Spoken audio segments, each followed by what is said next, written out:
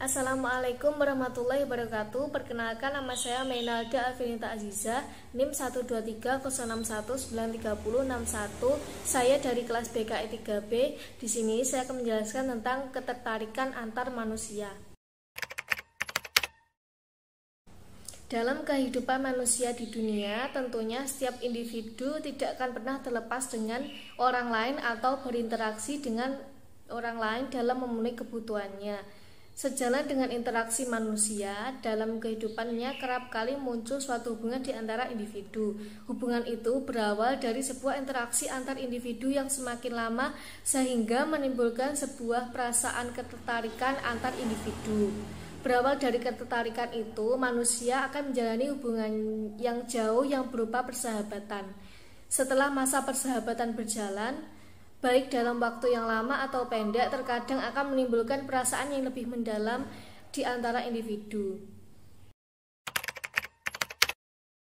Pengertian ketertarikan. Ketertarikan adalah sebuah fenomena yang alami yang dialami oleh setiap orang di dalam kehidupannya. Terkadang ketertarikan itu berawal dari sebuah proses interaksi antar satu individu dengan individu lainnya. Di dalam proses itu, individu menemukan sesuatu yang menjadi faktor ketertarikan dalam menjalani hubungan itu.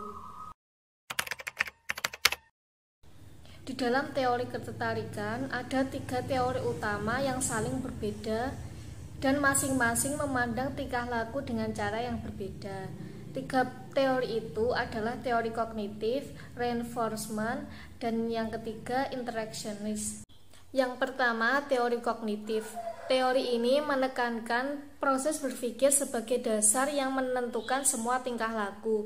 Manusia dipandang sebagai suatu akal pikiran yang mencoba memecahkan masalah yang kompleks di sekitar kita dengan cara yang rasional. Tingkah laku sosial dipandang sebagai suatu hasil atau akibat dari proses akal. Atau pada intinya, teori ini menekankan bahwa semua keputusan berasal pada akal manusia. Teori reinforcement atau teori penguatan. Penguatan atau stimulus atau respon adalah teori yang berakar pada teori belajar yang menginterpretasikan ketertarikan sebagai suatu respon yang dipelajari. Teori ini berusaha menemukan bagaimana ketertarikan datang untuk pertama kalinya. Dasar pandangan teori ini cukup sederhana. Orang ditarik untuk hadiah atau ditolak untuk hukuman. Akhir-akhir ini, teori ini lebih dikenal dengan istilah teori nilai tukar, meskipun di dalamnya terdapat perbedaan yang sifatnya teknis. Yang ketiga, teori interactionist. Teori ini beranggapan bahwa setiap orang dirangsang untuk menyukai orang lain. Teori ini juga lebih menitik beratkan pada ketertarikan antar pribadi sebagai suatu konsep. Hal itu oleh para psikologi sosial lebih diteliti dengan penelitian laboratorium daripada metode naturalisme.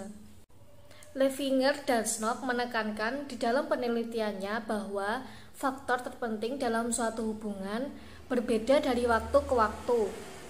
Teori interactionist lebih menitik beratkan pada ketertarikan antar pribadi sebagai suatu konsep.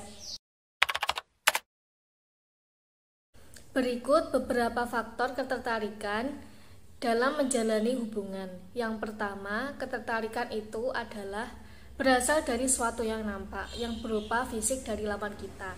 Yang kedua, kesamaan di dalam sikap dasar untuk saling tertarik. Yang ketiga, kedekatan antar personal dalam menjalani sebuah hubungan tentunya akan membuat seseorang merasa tertarik dengan lawan kita. Yang keempat, hubungan yang menghasilkan keuntungan bagi kita tentunya akan membuat kita betah berlama-lama menjalin hubungan itu. Tentunya hubungan itu timbul karena ketertarikan kita akan keuntungan yang kita dapatkan dari hubungan itu. Yang kelima, kesamaan dan pelengkap adalah sesuatu yang akan menjadi kodrat manusia di dalam dunia ini. Manusia akan selalu membutuhkan pelengkap dalam hidupnya, seperti halnya tentang pendamping hidup yang bisa dikatakan sebagai pelengkap dalam hidupnya. Namun, terlepas itu, dari faktor persamaan itu baik agama ataupun tujuan hidup adalah menjadi 2 bagian yang tak terpisahkan dari pelengkap itu sebagai salah satu faktor ketertarikan.